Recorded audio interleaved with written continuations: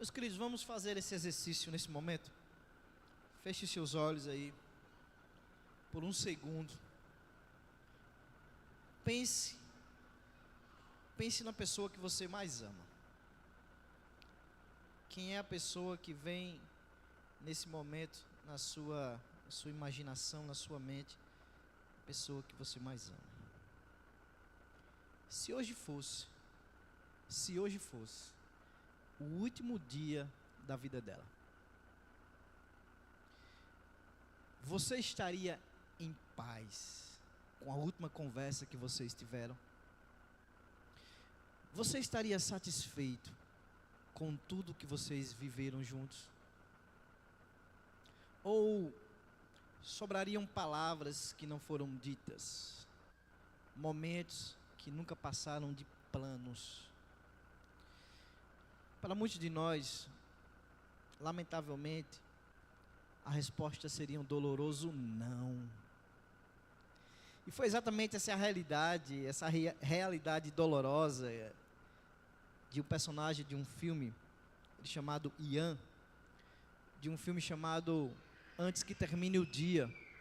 Você pode assistir no YouTube e na da Apple, que agora eu esqueci. Acho que é Apple alguma coisa.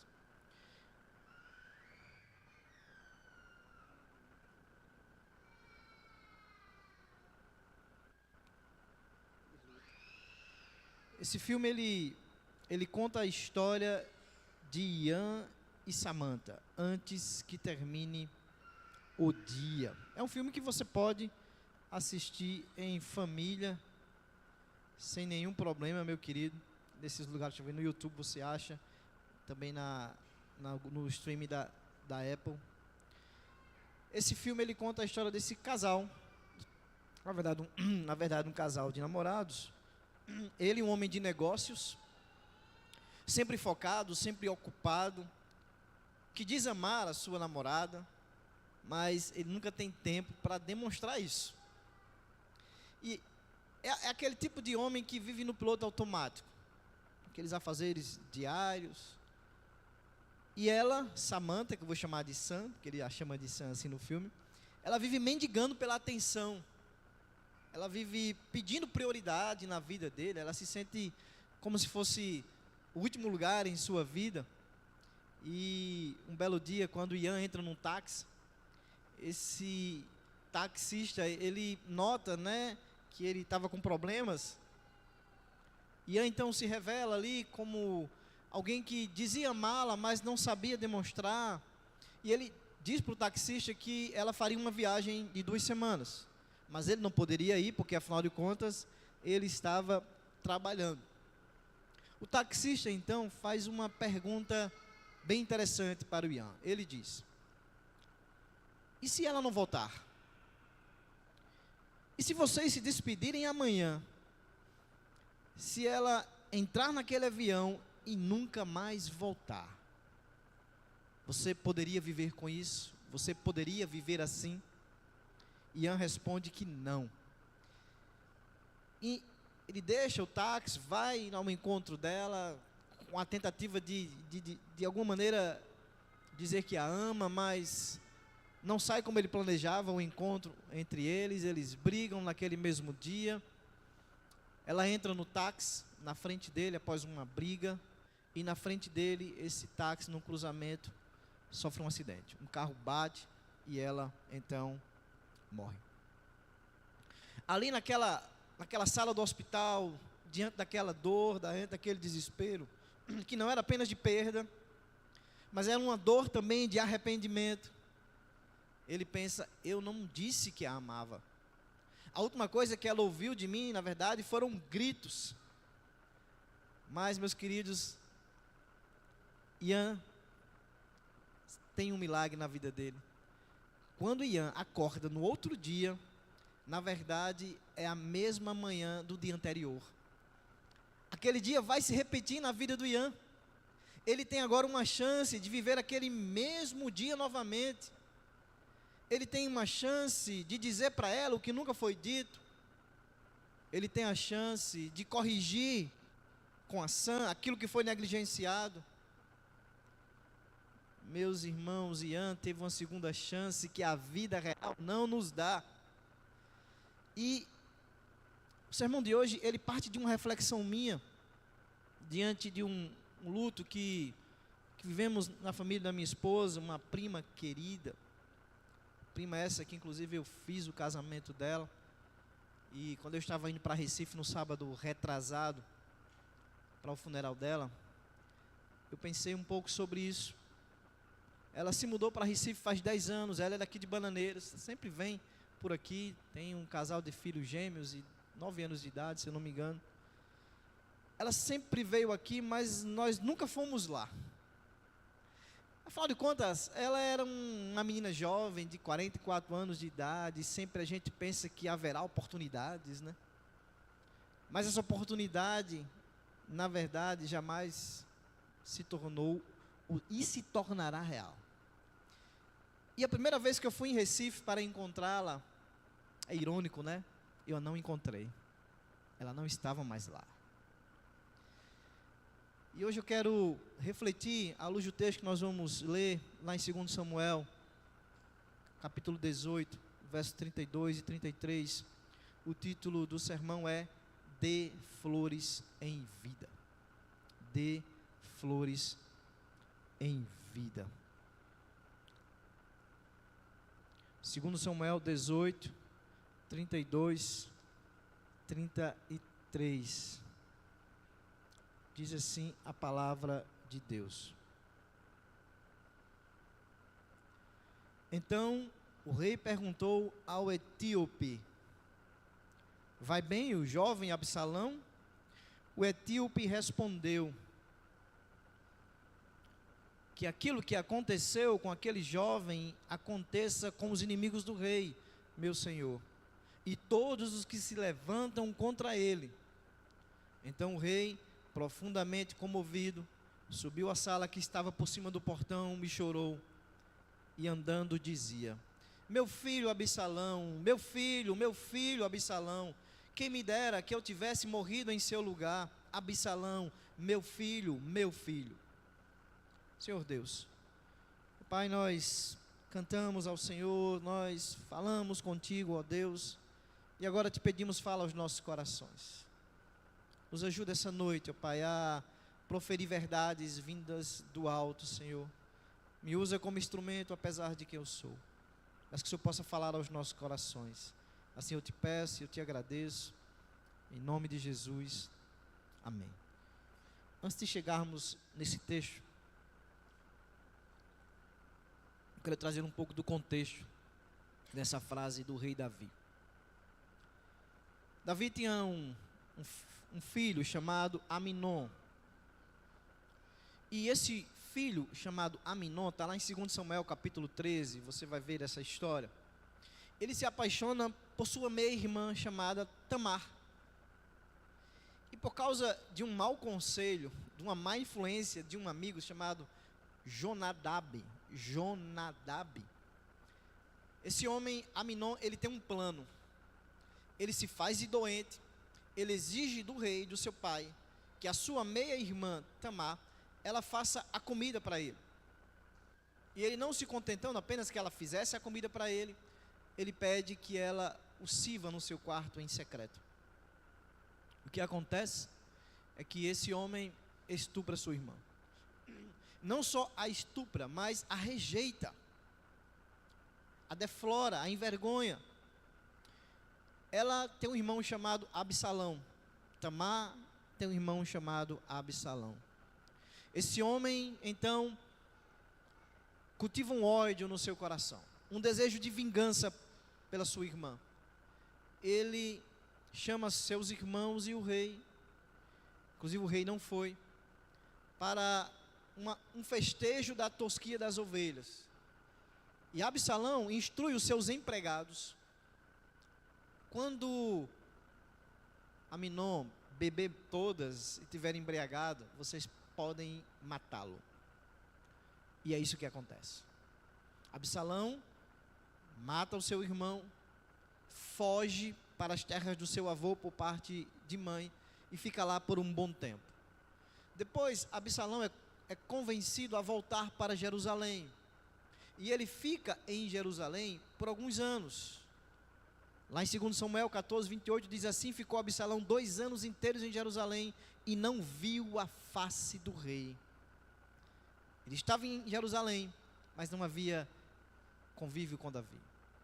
Certo dia, Absalão é convencido a chegar-se diante do rei. Ele chega no palácio, ele entra, ele vê Davi, ele se abaixa diante de Davi, ele se curva diante de Davi. E a única coisa que acontece nesse dia, a Bíblia diz, lá no verso 33 do capítulo 14, 2 Samuel, é que Davi o beija. A verdade, talvez fosse tarde demais para apresentar afetividade. E o que acontece agora é que Absalão, vivendo no palácio do rei, ele começa a tramar contra o seu pai. Ele fica na porta, na entrada do palácio, conversando com as pessoas, jogando a população contra Davi, mostrando as falhas, mostrando, inclusive a Bíblia diz que Absalão é um homem muito bonito, muito persuasivo, por sinal, de tal maneira que ele consegue fazer um levante contra o seu pai. Ele consegue fazer com que o seu pai fuja do seu reino. Um filho que se revolta contra o pai, um filho que atenta contra a vida do pai. Davi foge, mas um dia, os homens de Davi, numa batalha, matam Absalão. E quando Davi recebe a notícia que seu filho estava morto, não houve volta no tempo, não houve um novo amanhecer para consertar as coisas, para falar o que deveria ser falado. Aqui nós lemos um lamento de um pai que percebe que é tarde demais. Tarde demais para dizer o que deveria ser dito. Tarde demais para fazer o que deveria ser feito. Esse fato da vida de Davi, meus queridos, me fez refletir sobre 3 verdades esses dias. Que eu dividi essas verdades na dimensão eterna, que é a realidade do juízo, o perigo de viver sem Deus, porque há uma vida após a morte, a dimensão relacional, que é a realidade do silêncio, que é o perigo de viver sem resolver os nossos conflitos, e a dimensão temporal, que é a realidade da brevidade da vida. Afinal de contas, a vida é breve, e às vezes a gente acha que temos todo o tempo do mundo. Primeira verdade, a morte não é o fim. Tem muita gente vivendo a sua vida, meus queridos, como se não existisse uma realidade após a morte. Olhe para a vida de Absalão. Ele mata o seu irmão, ele conspira contra o seu pai, ele faz guerra contra o seu pai. Ele era uma pessoa sem escrúpulos, que vivia a sua vida para atingir os seus objetivos. E tudo isso a qualquer custo. Nem que tivesse que matar o seu irmão, nem que tivesse que destronar o seu pai. Era um homem que vivia segundo os desejos do seu coração. Era um homem que vivia para realizar os seus desejos, nem que tivesse que fazer as pessoas sofrerem. Nem era alguém que parece, que embora ele tenha ensinado possivelmente sobre Deus, que não tinha com quem prestar contas. Ele era filho do rei Davi, e certamente ele ouvia falar de Deus, certamente ele ouviu falar sobre esse Deus que é amoroso, sobre esse Deus que é misericordioso, sobre esse Deus que é gracioso, abençoador, mas esse Deus que é santo, santo e santo, um Deus que não se agrada daqueles que não fazem a sua vontade, um Deus que é justo, um Deus que é juiz, um Deus que julgará todas as pessoas e não terá o culpado por inocente. Como Absalão, meus queridos, nós temos muita gente vivendo assim, como se Deus não existisse, como se não fôssemos prestar contas a ninguém, como se a morte fosse o ponto final. São pessoas que pensam apenas neste mundo, são pessoas que vivem como se o céu ou a realidade do inferno não existisse. Elas dizem: comamos e bebamos, porque amanhã morreremos. Vivem para o seu próprio prazer, não se importam com a glória de Deus, não se importam em viver para Ele. São pessoas que juntam seus tesouros aqui na terra, onde a traça pode corroer, onde o ladrão pode roubar, onde a ferrugem pode comer, e não juntam nada, absolutamente nada nos céus. são pessoas que vivem para si mesmas. Para estas pessoas, não sei se estão aqui, não sei se estão me assistindo, eu gostaria de lhe trazer uma lembrança, que você acredite ou não, essa realidade, ela não deixa de existir, é que Deus existe, é que Deus um dia há de julgar os vivos e os mortos, e Ele vai pesar cada um de nós em sua balança, a balança da justiça. Para essas pessoas que vivem a vida como se Deus não existisse, a morte é uma grande inimiga. Pois a morte não é um ponto final na sua existência. A morte não é o final da sua história. Mesmo que você não acredite, mesmo que você não esteja nem aí para Deus, a Bíblia diz, há duas realidades após a morte, ou o céu ou o inferno. Lá em Hebreus, o escritor vai dizer no capítulo 9, verso 27, e assim como aos homens está ordenado morrerem uma só vez, vindo depois disso o juízo. O juízo aqui é a ideia de ou céu ou inferno. 2 Coríntios 5,10, porque todos devemos comparecer ante o tribunal de Cristo, para que cada um receba segundo o que tiver feito por meio do corpo, ou bem ou mal. Todos nós estaremos um dia, meus queridos, face a face com o justo juiz. Todos. É possível escapar da justiça desse mundo, mas jamais será possível escapar da justiça de Deus. Mas há uma saída, há uma solução, para evitar que você, que eu, depois da morte, sejamos declarados culpados no tribunal de Cristo. É aceitando, é declarando esse mesmo Cristo como seu único e suficiente Salvador. Somente Ele é capaz de nos garantir nesse tribunal que sejamos declarados inocentes e não culpados. João 3,16, porque Deus amou o mundo de tal maneira e deu o seu único Filho para que todo aquele que nele crê não pereça, ou seja, não seja condenado, mas tenha a vida eterna. A única maneira de você estar diante de Deus e ser declarado inocente no seu tribunal, não é vivendo uma vida como você acha que pode viver, não é fazendo caridade, não é vindo para a igreja, é declarando Jesus Cristo como Senhor e Salvador da sua vida. É a única maneira. A salvação é pela fé, não é por obras. E se você já declarou Cristo como Senhor e Salvador da sua vida, será que você tem vivido uma vida que o agrade?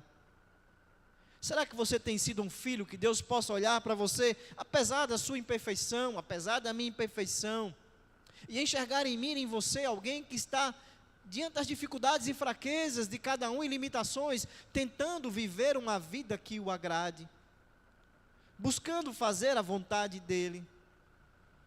Eu vou entrar aqui na área da especulação, tá? É só um insight meu aqui. Será que o grito de Davi, será que esse desespero de Davi, diante da morte do seu filho, também não é porque ele não tinha certeza da salvação do seu filho? O maior desespero de um pai cristão não é também enterrar um filho, mas é mais ainda não ter certeza de que ele está no céu. Jovem, adolescente, não dê esse desespero a seu pai. Pai, não deixe de evangelizar o seu filho, de pregar para o seu filho, de testemunhar a sua vida para o seu filho. Deixa eu fazer uma pergunta. Se você morresse hoje, pai, filho, mãe, você teria certeza de ir para o céu? E se o seu filho, o seu pai, sua mãe morresse hoje, você teria certeza de vê-lo no céu?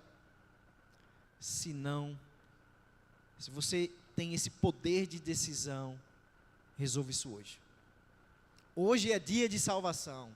Hoje é dia de admitir que você não consegue chegar no céu sozinho, mas que Cristo pode lhe levar até lá, que Cristo pode te conectar novamente com Deus. Basta crer nele, crer na sua obra perfeita, confessá-lo como Jesus Cristo sendo o seu único e suficiente Salvador, para lhe salvar de quem você é, mas para lhe salvar também do próprio Deus. do juízo de Deus, da ira de Deus. Segunda verdade, o silêncio mata relacionamentos. O silêncio mata relacionamentos. Quando a gente lê essa história de Davi e Absalão, a gente percebe algo extremamente doloroso. O problema não foi apenas a morte do filho, não foi a morte de Absalão, mas também o silêncio que antecedeu a sua morte.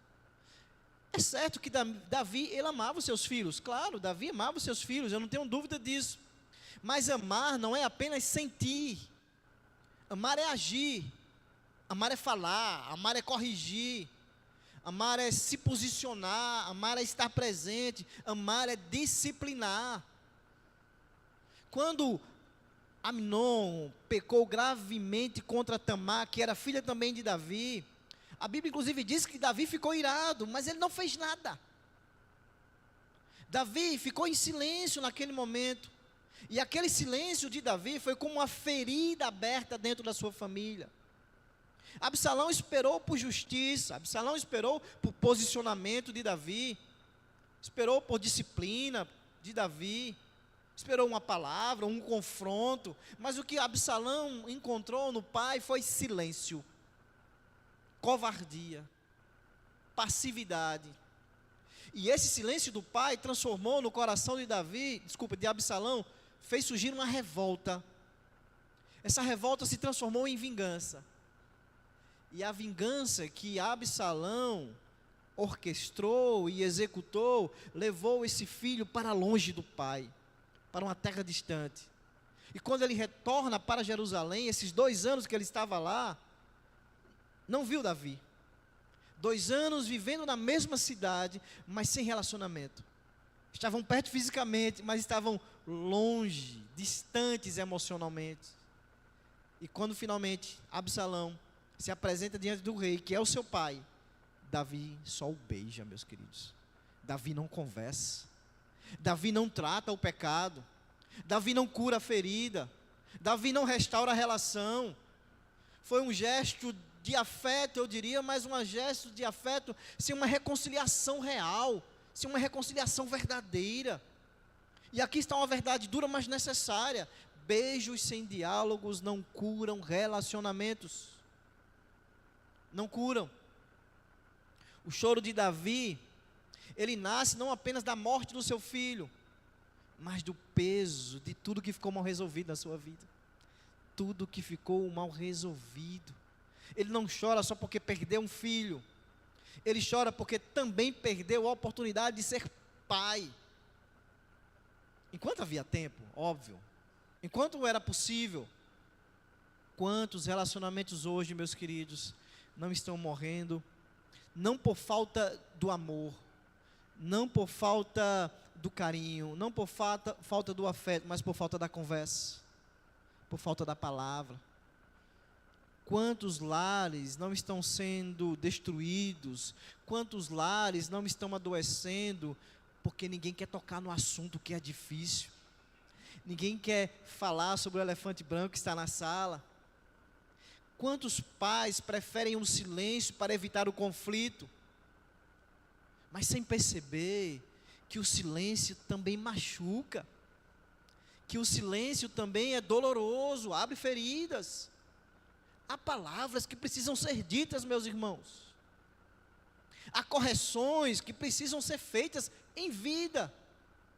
Há pedidos de perdão que não podem ser adiados. Porque, olha, depois da morte, não há mais possibilidades. Depois da morte, não há mais conversas. Depois da morte, não há mais reconciliação. Não haverá mais tempo. Por isso, dar flores em vida também pode significar romper o silêncio. Sentar, conversar, ouvir, corrigir. Claro, corrigir com amor. Pedir perdão. Perdoar. O lamento do Davi nos ensina que amar tarde demais também dói. Davi e Absalão, eles viveram uma espécie de guerra fria. viverem uma falsa paz. Eles não haviam declarado guerra depois que Absalão volta para Jerusalém, né? Mas havia um silêncio mortal. Não sei, talvez aqui alguém esteja vivendo uma guerra fria dentro da sua própria casa. Silêncio mortal. Palavras que deveriam ser ditas em amor, mas deveriam ser ditas para curar feridas.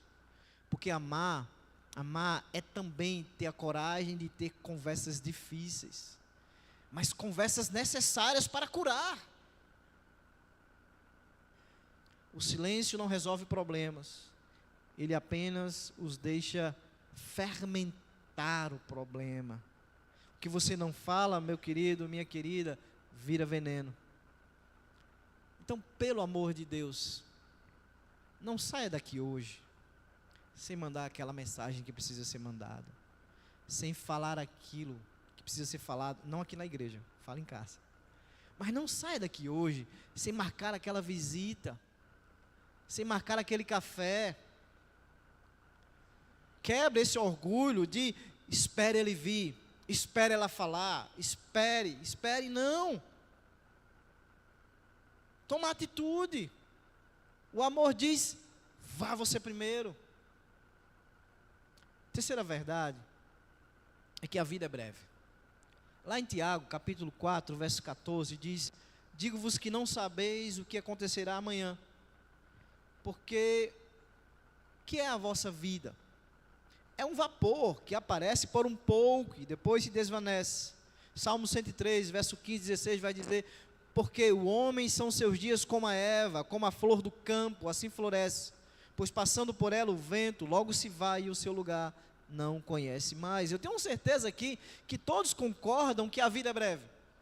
Que por mais que a gente viva 80, 100 anos, o que é isso comparado à eternidade?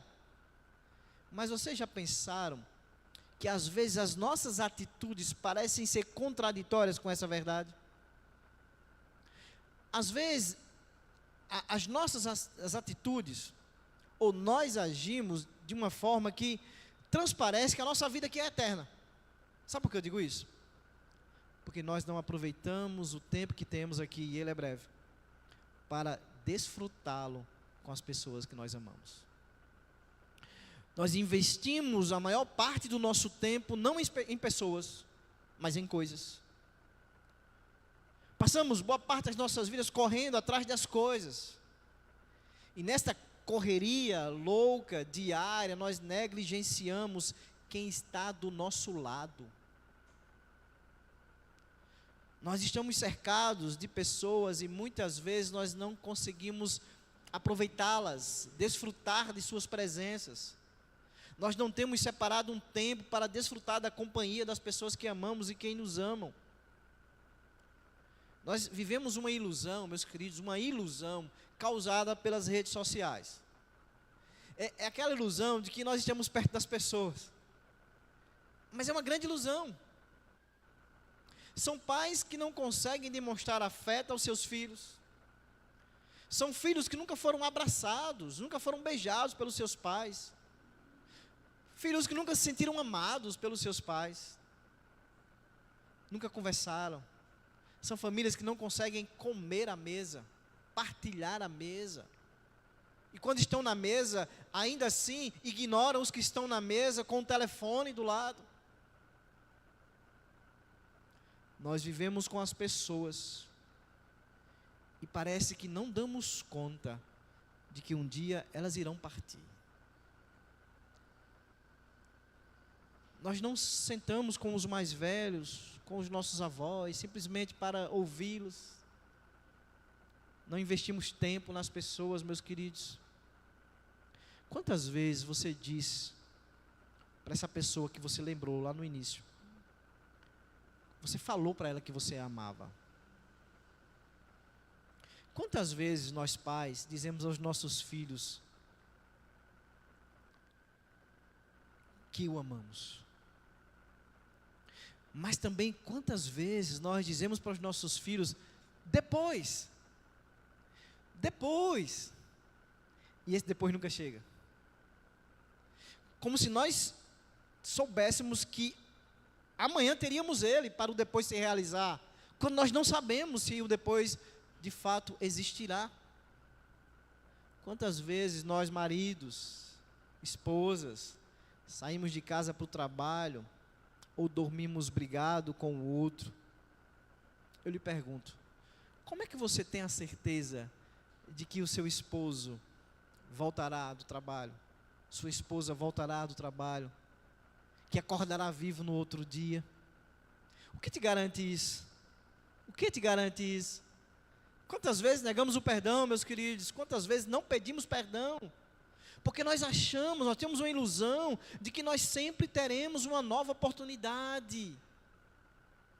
Quem garante que você terá? Eu achei que teria, e não terei mais. Parafraseando as palavras do taxista do filme, e se amanhã aquela pessoa não estiver mais entre nós? E se ela não estiver mais entre nós? O que deveria ter sido dito e não foi dito, feito e não foi feito. O pastor está no funeral da sua esposa, e quando as pessoas olham para o caixão, começam a ignorar o pastor, porque no caixão não tem flor nenhuma.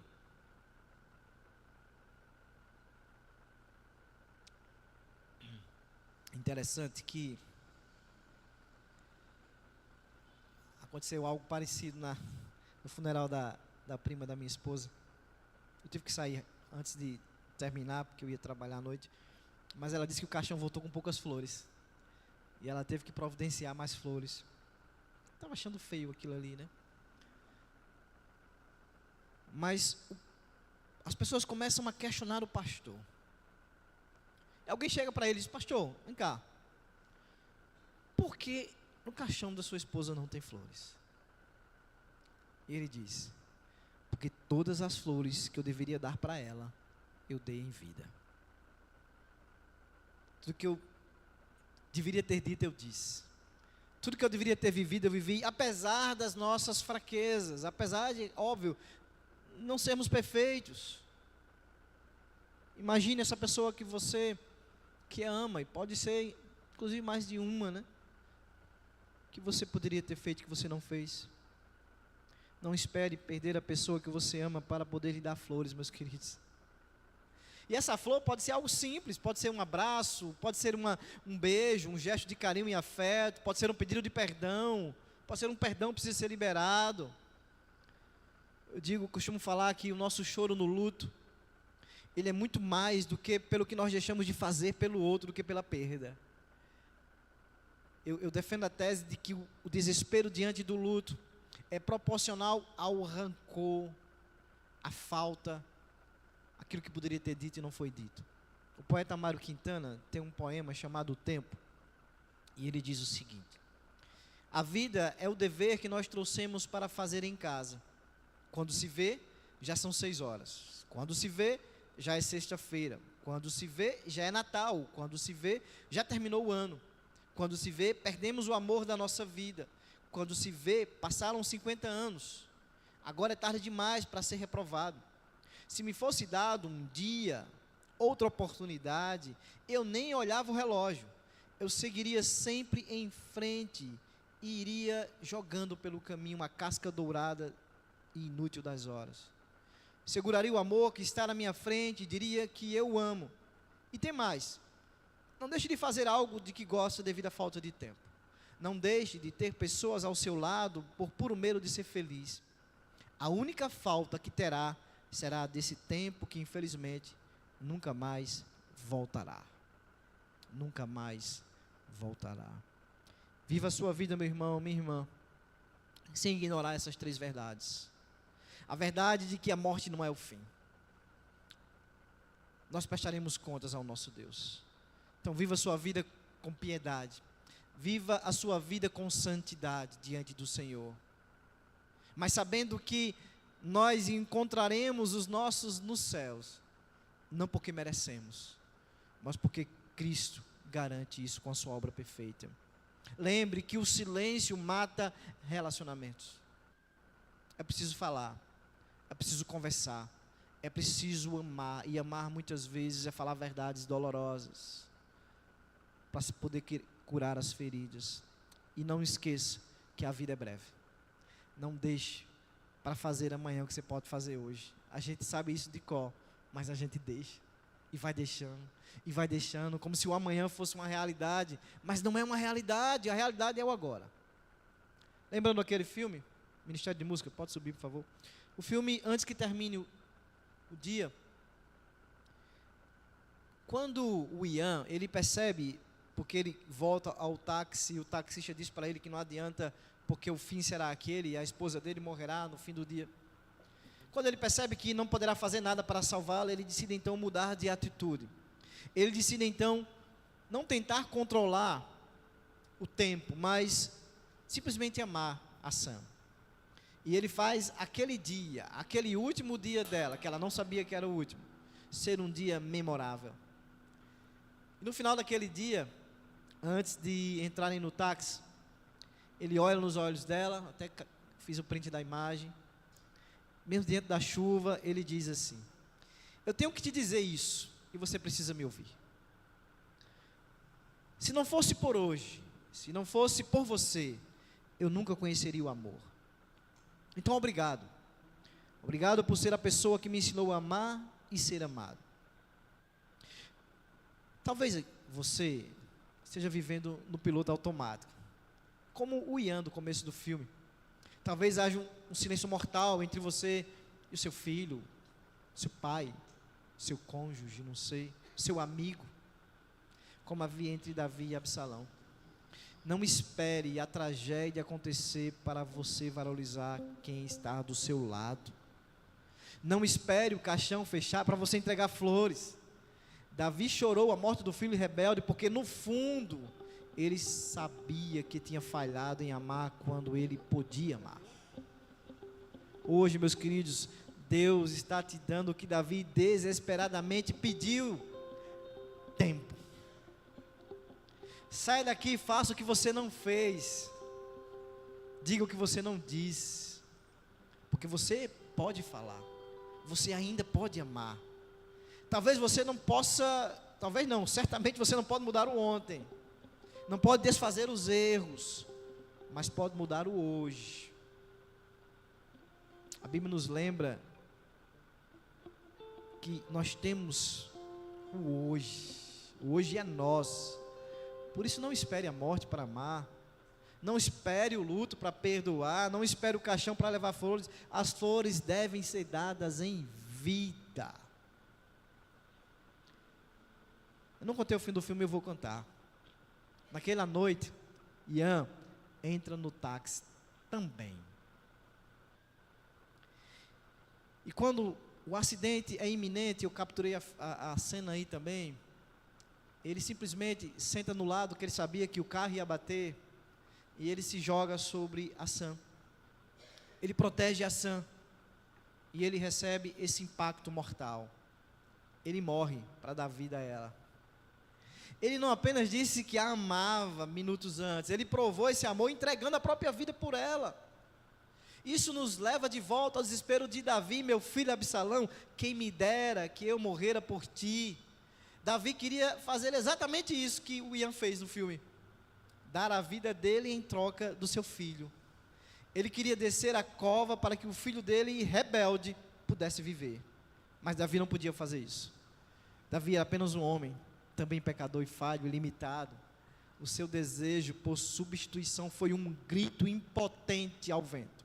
Mas, meus irmãos, o que Davi desejou fazer e não conseguiu, o que Ian fez apenas no filme, mas é ficção, óbvio, Jesus Cristo fez na história. Jesus Cristo fez na eternidade, não como Absalão, que era pecador, ou não como Ian, que era pecador.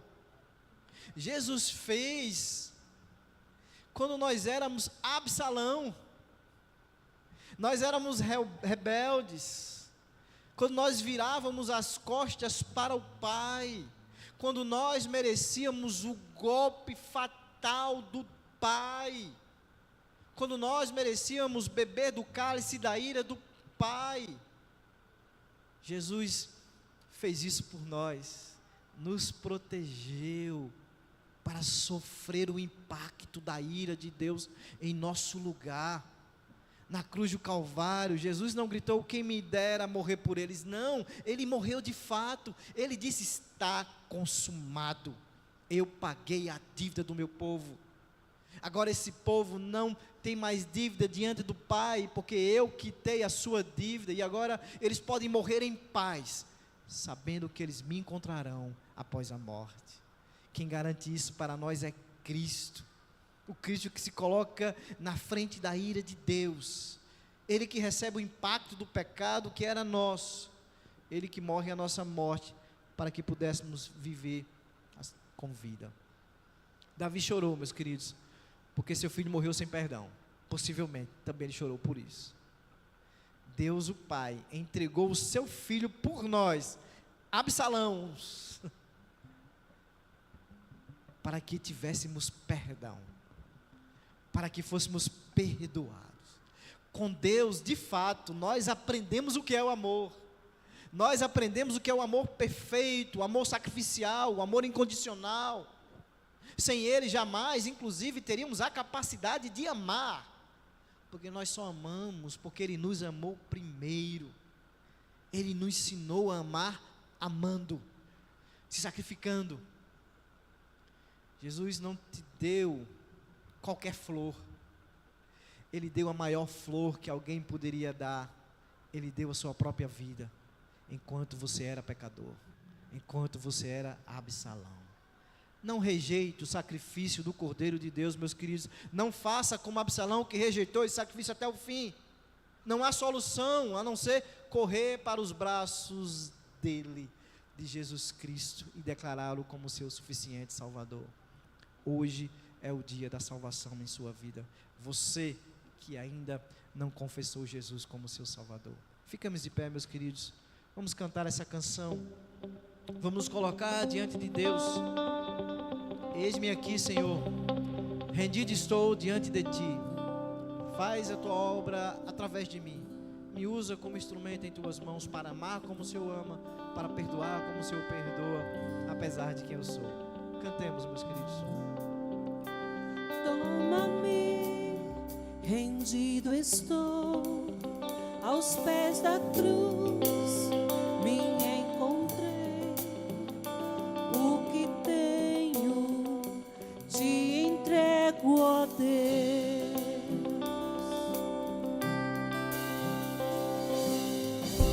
Vem limpar as minhas mãos, purificar meu coração, que eu ande em tudo que Tu tens pra mim.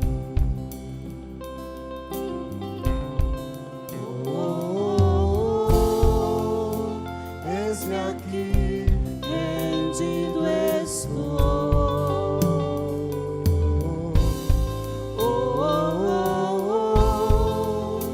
Eis-me a Teu, e Tu és meu, Jesus. Ó Senhor Deus, eis-nos aqui rendidos diante de Ti, Senhor, de mãos, ó Senhor, vazias, porque não há nada que possamos colocar em nossas mãos para chamar a Tua atenção para nós. Nos usa, ó Pai, como instrumentos em Tuas mãos para amar como o Senhor nos ama, para perdoar como o Senhor nos perdoa, para pedir perdão, sermos humildes diante dos nossos erros, e não deixar para o amanhã o pedido de perdão que tem que ser feito hoje, Senhor. O perdão que tem que ser liberado hoje, Senhor. Que não esperemos a morte chegar para nos arrepender daquilo que deveria ser dito, daquilo que deveria ser feito. Então nos encoraja, Senhor, a quebrar o silêncio, a curar as feridas dos nossos relacionamentos, porque quem ama fala com amor. Então nos ajuda, ó Pai, a romper esse silêncio que destrói relacionamentos. Nos ajuda, ó Pai, a viver essa vida que é breve, mas que vivamos essa vida para glorificar o Teu santo nome, sabendo que um dia seremos declarados inocentes no Teu tribunal, não porque o somos, mas porque Cristo o inocente de Deus, levou as nossas culpas, sofreu as nossas dores, bebeu o cálice da ira em nosso lugar, e essa obra foi perfeita. E agora nós podemos dormir tranquilos, e a morte não é a nossa inimiga. A morte é apenas um ponto continuado em nossas vidas. Ó Deus, que essas verdades aprendidas aqui essa noite façam sentido para a nossa vida, mas elas gerem em nós o desejo de viver, Senhor, como o Senhor espera de nós, com temor santo diante de Ti, não deixando para amanhã o que pode ser falado hoje, o que pode ser feito hoje, Senhor, porque o amanhã pode não acontecer. Nos ajuda, Pai, em nome de Jesus. Meus momentos e os dias meu respirar e o meu viver, que sejam todos pra Ti, ó Deus.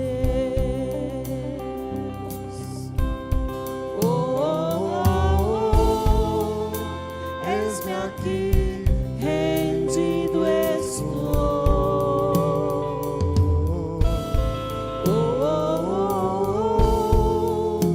Eu sou teu e tu és minha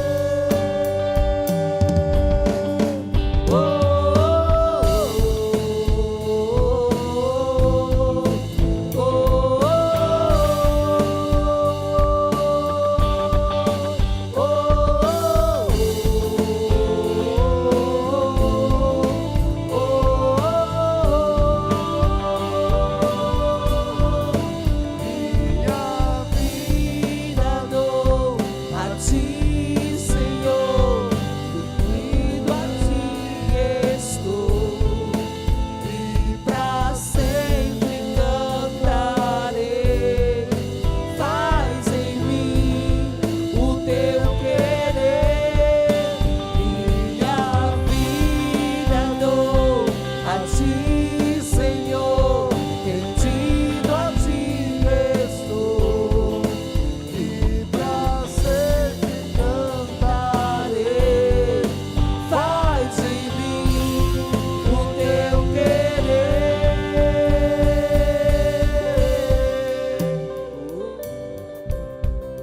Te agradecemos, Deus, por estarmos aqui como povo Teu, como família Tua. Nos ajuda a viver essas verdades no nosso dia, ó Pai. Que não sejam conhecimentos, que apenas a palavra não apenas nos incomodem, mas que a gente não possa nos acomodar com aquilo que nos incomoda, mas que tomemos atitudes para a Tua glória, Senhor. Que o Senhor possa fortalecer cada um de nós, nos dar uma semana em paz diante de Ti e dos homens, Senhor, e nos ajuda a viver a cada dia, Senhor, visando a glória do Teu santo nome. Esse é o nosso desejo, essa é a nossa oração. Que o amor de Deus o Pai, que a graça do nosso Senhor Jesus Cristo, que as doces consolações e comunhão do Santo Espírito de Deus esteja sobre todos nós e sobre todo o povo de Deus, agora e para todos sempre. Amém.